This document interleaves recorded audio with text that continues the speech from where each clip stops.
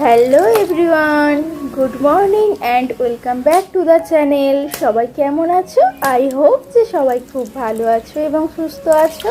আর আমরাও অনেক ভালো আছি। সামটাইম উইথ রিমার আরও একটি নতুন পর্বে তোমাদের অনেক অনেক স্বাগত জানিয়ে আজকের ব্লগটা আমি স্টার্ট করছি।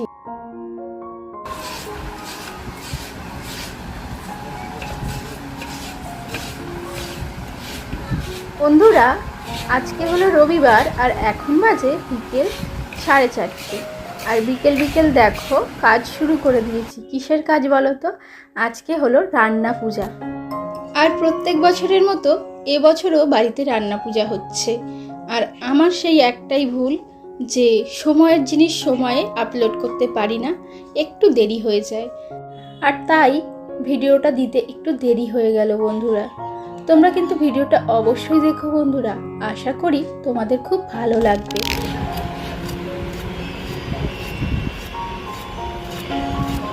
বন্ধুরা, বিকেল বিকেল আমরা প্রত্যেকেই রান্না পূজার জোগাড়ে বসেছি। আজকে আমাদের বাড়িতে রান্না পূজা। প্রত্যেক বছরের মতো এবছরও তার ব্যতিক্রম হচ্ছে না। আর তাই দেখো ঠাকুমা এদিকে করছে নারকেল কোড়া, আর মা আর আমি দুজনে মিলে কাটছি সবজি। এদিকে আমি কিছু সবজি নিয়ে নিচ্ছি কাটার জন্য, আর ওদিকে মা কিছু সবজি নিয়ে নিয়েছে কাটার জন্য। কারণ আজকে রান্না পুজোতে 23 রকমের রান্না হবে। তো 23 রকম রান্না করতে, কাটতে, জোগাড় করতে অনেকটা সময় লেগে যায়। তাই বিকাল বিকাল শুরু করে দিয়েছি। এই সমস্ত সবজিগুলো যদি বিকাল বিকাল কাটা হয়ে যায় তাহলে কি হয়, রাতের দিকে রান্না করতে একটু তাড়াতাড়ি হয়।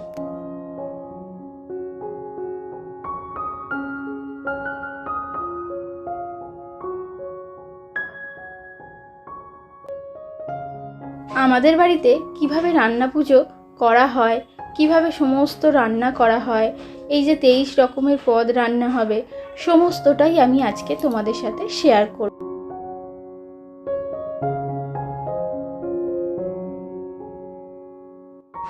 একার হাতে এই এত কাজ করা কিন্তু সম্ভব হয় না। তাই বাড়ির মহিলারা যদি সবাই হাতে হাতে কাজ শুরু করে দিই তাতে কি হয়, একটু তাড়াতাড়ি হয়। তো সেই কারণে মা আর মেয়ে মিলে কাটতে বসেছি সবজি। মার কিন্তু অনেকটা সবজি কাটা আগিয়ে গেছে। মায়ের মতন আমার হাতে অতটাও স্পিড না, তাই একটু আমার দেরি হচ্ছে। কিন্তু দেরি হলেও আমি মনে করি যে কাজটা করব সেই কাজটা যেন একদম নিট অ্যান্ড ক্লিন হয়। তো সেই কারণে একদম ধরে ধরে সমস্ত রান্নার সবজিগুলো কাটছি। যে সমস্ত পদ রান্না হচ্ছে সেগুলো কিন্তু আমরা পরিবারের সবাই শুধু খাবো না, তার সাথে বাড়িতে যে সমস্ত অতিথিদের নিমন্ত্রণ করা হয়েছে তারাও কিন্তু আসবেন, খাওয়া দাওয়া করবেন। তো সেই দিকে নজর রেখেই সমস্ত জিনিসটা যাতে সুন্দরভাবে সুষ্ঠুভাবে হয় সেই পরিকল্পনাই করা হচ্ছে। আর রান্নার সময় খুব খেয়াল রাখতে হয় জানো তো, কারণ এত রান্না। আর আমি তার মধ্যে বসেছি দেখো চালতা কাটতে। চালতা আমি আগেও কেটেছি, কিন্তু আজকে আবার আমাকে দুটো চালতা কাটতে দেয়া হয়েছে। তো চালতা কাটতে কেউ রাজি হচ্ছিল না। মা উঠে পড়েছে, মা বলছে যে চালতাটা আমি কাটবো না, আমি অন্য কাজের জোগাড়গুলো করি। বৌদি বলছে আমি এখন চালতা কাটতে পারবো না। মানে কেন বলো তো এই অজুহাত? এই অজুহাতের নিশ্চয়ই একটা কারণ আছে, সেটা তোমরা হয়তো অনেকেই বুঝতে পারছো। চালতা কাটলে হাতে দাগ লেগে যায়, আর চালতা ভীষণ স্লিপ, ওর গায়ে একটা আঠালো জিনিস থাকে। তো সেই কারণে হাতটা খুব স্লিপ হয়ে যায়। তো সেই কারণে চালতাটা কাটতে কেউ রাজি হচ্ছিল না। চালতা আমার দিদা যদি আসতো তো চালতাটা কিন্তু দিদাই কাটতো। আর এদিকে দেখো মা ওল, কালো কচু এই সমস্ত জিনিসগুলো কেটে নিচ্ছে যেটা রান্না পুজোতে লাগে। আর নারকেল ঋষভের পাপা এরকমভাবে ছুলে দিয়েছে। তো তারপরে আমি দেখো এরকম ডুমো ডুমো পিস করে নিয়েছি, এগুলো হবে নারকেল ভাজা। আর তার মধ্যে সন্ধ্যাও হয়ে এসেছে, আর স্নান টান করে মা দেখো চারিদিকে গঙ্গা জল ছিটিয়ে দিচ্ছে। তার কারণ সমস্ত বাড়ি ঘর আজকে শুদ্ধ করে নিতে হয়।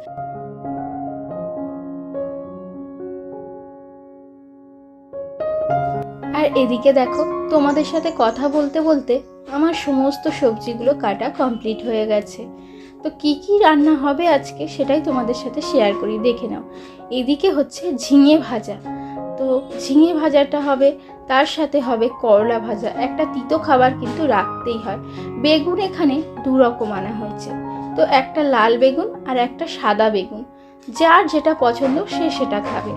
আর এদিকে দেখো চিচিঙ্গা ভাজা। চিচিঙ্গা ভাজা তো আমরা এমনিই বাড়িতে খেয়ে থাকি। আর এদিকে দেখো বরবটি ভাজা, ওই যে নারকেল করা হয়েছে, নারকেলের ছাই হবে। আর একটা নারকেল তো আমি ডুমো ডুমো পিস করে কেটে নিয়েছি। এদিকে হবে ঢ্যাঁড়স ভাজা, আর চালটা কেটে সমস্ত পরিষ্কার করে নিয়েছি, ওটা হবে চাটনি। পটল ভাজা, কাঁচকলাটা এখনও কাটা হয়নি, তো ওটা বৌদি কাটবে। আমি এবার উঠে পড়েছি, তার কারণ আমাকে ঋষভকে খাওয়াতে হবে। তো বৌদি এবার কাজে বসেছে, আমি উঠে পড়েছি, কারণ সন্ধ্যা হয়ে গেছে, বিকেল থেকে আমি কাজ করছি। আলু আর কাঁচকলাটা কাটার দায়িত্ব বৌদির। আপাতত 15-16 রকমের আইটেম হয়ে গেছে, এখনো বাকি আছে, তো তোমাদের সাথে সবটাই শেয়ার করব। আর কি হচ্ছে বাবাই? আর ছেলে এদিকে আমার দেখো নিজের খেলাতেই মত্ত হয়ে আছে।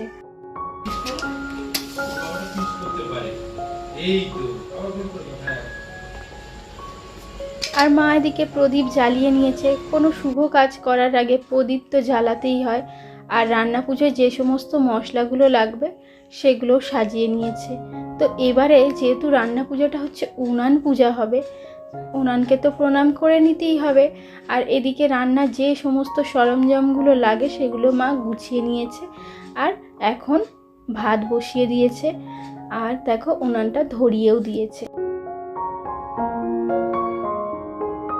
আর 2 জায়গায় ভাত হচ্ছে, একটা হচ্ছে মা উঠানের মধ্যেই তৈরি করে দিয়েছে জায়গা। তো 3-4 জন মিলে না করলে না এই সমস্ত রান্নাগুলো করতেই করতেই কিন্তু ভোর হয়ে যায়।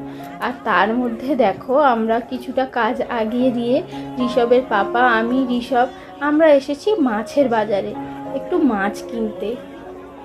তো মাছের বাজারে এসে দেখছি বিশাল ভিড়, মানে এত ভিড় আমি কোনোদিন দেখিনি। মানে এই রান্না পুজোর সময় আমি এই প্রথমবার মাছের বাজারে এসেছি, তাও আবার মাছ কিনতে। তো কিভাবে কি মাছ কেনে আমি তো জানি না, ঋষভের পাপাই কিনছে। আর মাছগুলোর সাইজ দেখে আমি অবাক। আমি খুব একটা মাছের বাজারে আর যাই না, কারণ ঋষভের পাপাই প্রত্যেক সময় মাছ কিনে পাঠিয়ে দেয় বাড়িতে। তো আজকে আমাকে বলল চলো বাজারে কত মাছ বিক্রি হচ্ছে, তুমি একবার দেখে আসবে চলো। আর তার সাথে সাথে আমার ছেলে তো হচ্ছে মাছ প্রেমী, তো ওকেও একটু ঘোরানো হয়ে গেল। আর এদিকে বাড়িতে এসে দেখছি মায়ের নারকেল ছাই রান্না, ডাল সমস্ত করা হয়ে গেছে। বৌদিও ওদিকে কাঁচকলা আলু সমস্তটা সুন্দরভাবে কেটে নিয়েছে। আর দাদা বসেছে এদিকে মাছ ভাজতে। ওই যে বললাম প্রত্যেকে না রান্না করলে অনেকটা দেরি হয়ে যায় গো।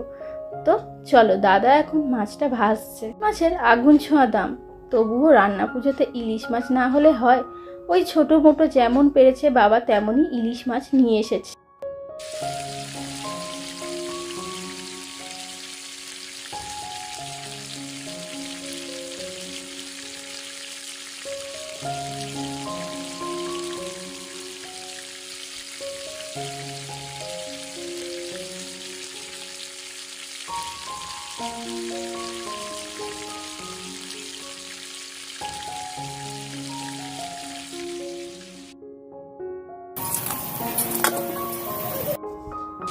অন্যান্য বছরে যখন রান্না পুজো হতো তখন প্রচুর পরিমাণে ইলিশ মাছ নিয়ে আসতো বাবা। আর এখন বর্তমান দিনে ইলিশ মাছের এত আগুন ছোঁয়া দাম হয়েছে যে আমাদের মতো নিম্ন মধ্যবিত্ত ঘরে এরকম ইলিশ মাছ খাওয়া বোধহয় উঠেই যাবে। কিন্তু তবুও ইলিশ মাছ না হলে যেন ঠিক রান্না পূজাটা জমে না, মানে রান্না পূজার পান্তার সাথে ইলিশ মাছটা লাগে। তো সেই কারণে অল্প কিছু ইলিশ মাছ বাবা নিয়ে এসেছে। আর কথা বলতে বলতে দেখো চালতার চাটনিটা হয়ে গেছে। তো আমাকে মা এবার একটা কাজের দায়িত্ব দিয়েছে, সেটা হলো পায়েস রান্না। আমি কিন্তু কোনোদিন পায়েস রান্না করিনি, আর এই প্রথমবার পায়েস রান্নার দায়িত্বটা পেয়ে আমার কিন্তু একটু খুশি খুশি লাগছে। তার কারণ ঋষভের সামনেই জন্মদিন। তো ঋষভের জন্মদিনে এবারে আমার খুব ইচ্ছা যে আমি নিজের হাতে সমস্ত রান্নাগুলো করব, পায়েসটা তো করবই। তার কারণ গত বছরে ঋষভ এত ছোট ছিল, আমি চেষ্টা করেও সমস্ত রান্নাটা কমপ্লিট করতে পারিনি, আমার মা হেল্প করে দিয়েছিল। কিন্তু এবছরে আমার ইচ্ছা যে আমি সমস্ত রান্নাটা করব।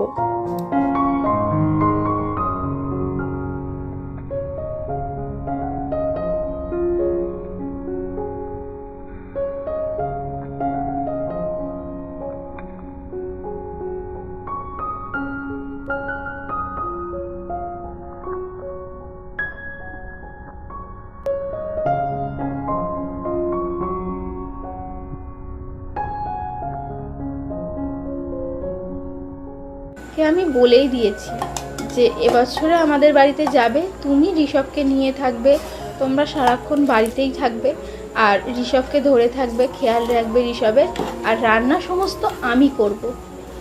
তো মা বলল ঠিক আছে। আর পায়েস রান্না হয়, আমি ভাবতাম যে কাজু কিশমিশ এগুলো বোধহয় ওই সব একসাথে দিয়েই রান্না করে নেয়, কিন্তু দেখো আমি ভীষণ ভুল ছিলাম। তো মা বলল ওগুলো আগে দিলে দুধটাই নষ্ট হয়ে যায়, তো সেই কারণে একদম হয়ে আসবে পায়েসটা, একদম রেডি পায়েসের মানে হয়ে আসবে, তো তারপরে কাজু কিশমিশ যে সমস্ত ড্রাই ফ্রুট দেওয়া যায় সেগুলো পায়েসের মধ্যে অ্যাড করে তারপর কিছুক্ষণ নাড়াচাড়া করে নামিয়ে নিলেই পায়েস হয়ে যাবে একদম রেডি। তো যেমন কথা তেমন কাজ, আমারও পায়েস একদম রেডি হয়ে গেছে। আর মা এদিকে তেলটা দেখে নিচ্ছে গরম হয়েছে কি। আর এখন শুরু করেছি ভাজা পিঠের জোগাড়। তো এইটা একটা মানে ভীষণ মানে মস্ত বড় কাজ বলা যায়। মানে এই কাজটা করতে না অনেকটা দেরি হয়। ভাজা পিঠে একটা একটা করে তেলের মধ্যে দিতে হয়, তো তারপর সেটা পাকতেও অনেকটা সময় লাগে। এই করতে করতে অতগুলো ভাজা পিঠে একটু দেরি হয়ে যায়। আর এখন দেখো ময়দার মধ্যে চালের গুঁড়োটা দিয়ে নিচ্ছে। চালের গুঁড়ো না অ্যাড করলে ভাজা পিঠেটা ঠিক মানে একটু মচমচে ফ্লেভারটা আসে না। আর ভাজা পিঠের দায়িত্বটা কিন্তু বৌদির পড়েছে। অবশ্য রান্না পুজোতে আমি মানে এ বাড়িতে এসেছিলাম, কিন্তু ঋষভের এ বাড়িতে আসার পরে এত জ্বর এসে গিয়েছিল, আর তার সাথে সর্দিতে ভীষণ শ্বাসকষ্ট শুরু হয়েছিল। তো সেই কারণে আমি রান্নার কোনো কাজ তো করতেই পারিনি, আর ছেলেকে নিয়ে সারা রাত দুশ্চিন্তা করে কাটিয়েছি জানো তো। তো সেই তুলনায় এবছরে দেখতে গেলে ঋষভের শরীরটা এখন অনেকটাই ভালো আছে, তাই আমি রান্নার কাছে একটু হাত লাগাতে পারছি। আর এদিকে দেখো দাদা কতটা মাছ ভেজে ফেলেছে। তো ওর মোটামুটি কাতলা মাছ আর রুই মাছ যেগুলো ছিল তো সেইগুলো অনেকটাই ভাজা হয়ে গেছে। আর এদিকে দেখো আমাকে বললো যে সবজির মশলাগুলো রেডি করে দিতে। তো আমি বেগুনটা প্রথমে ভাজা হবে, তো সেই কারণে বেগুনের মশলাটা তৈরি করে দিয়েছি। ওর মাছ ভাজা হয়ে গেলে তারপরে ও ওদিকে সবজিগুলো ভাজা শুরু করবে।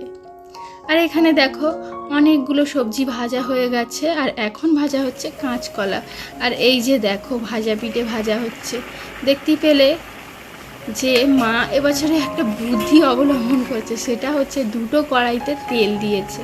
তো দুটো কড়াইতে তেল দেওয়ার একটাই সুবিধা হচ্ছে, একটা কড়াইতে মা ভাজা পিঠেটা ছাড়ছে, তো ওটা যেই একটু রেডি হয়ে আসছে তো তখন আবার সেকেন্ড কড়াইটাতে দিয়ে ওগুলো ভালোভাবে মানে গরম হয়ে তৈরি হতে দিচ্ছে। তো সেই কারণে হচ্ছে কি একটু তাড়াতাড়ি হচ্ছে। তো এখানে তিনটে একসাথে দিয়েও তৈরি করে নেওয়া যাচ্ছে, আর ওখানে একটা একটা করে ছাড়ছে, যে কারণে ভাজা পিঠেগুলো সমস্তটা এরকম ফুলে পুরো মানে খুব সুন্দর হয়েছে।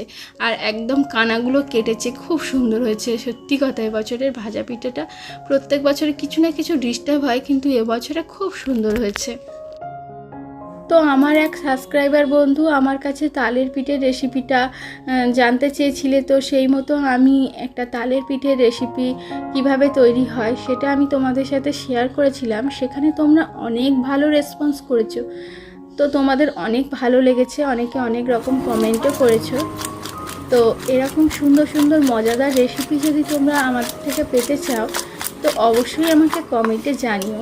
আমি চেষ্টা করব তোমাদের সাথে সমস্তটা শেয়ার করার।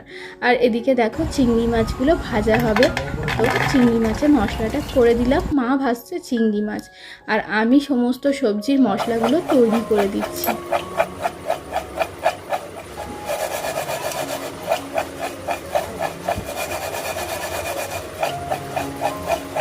তো দাদা অনেকক্ষণ ধরে বসে বসে অতগুলো মাছ ভাজা রান্না করেছে, তো সেই কারণে দাদা একটু উঠলো। তো এখন বসেছে ঋষভের পাপা, আর সবজিগুলো তেলের মধ্যে দেওয়ার পর একটা ধোয়া ছাড়ছিল, তো ঋষভের পাপার চোখে এসে গেছে জল। আর ঘড়ির কাঁটা অনেকটা হয়েছে, তোমরা টাইমটা নিশ্চয়ই দেখেছো। এবার হয়ে গেছে সবাই ভীষণ ক্লান্ত জানো তো। তো সবার একটু ক্লান্ত ভাব চলে এসেছে। আর আজকে কথা বলছি ঠিকই, কিন্তু আজকে সকাল থেকে ভীষণ গরম ছিল বন্ধুরা। আকাশ একদম মানে আকাশ ফেটে রোদ বের করেছে এরকম মনে হয়। তো এদিকে দেখো অনেকগুলো রান্না কিন্তু কমপ্লিট হয়ে গেছে, আর কিছু রান্না বাকি আছে এখনও। তো দেখো কথা বলতে বলতে সমস্ত রান্নাটা কমপ্লিট হয়ে গেছে, আর আমরা এখন রাতের খাবারটা খেয়ে নিচ্ছি। তো বন্ধুরা, ভিডিওটা তোমাদের কেমন লাগলো অবশ্যই কমেন্টের মাধ্যমে জানিও, আর একটা লাইক করতে কিন্তু ভুলো না। আর আগামী দিন বিশ্বকর্মা পুজো, সেটাও দেখার জন্য আমার চ্যানেলটিকে সাবস্ক্রাইব করে নিও বন্ধুরা। টাটা, দেখা হবে আগামী নতুন আরও একটি পর্বে।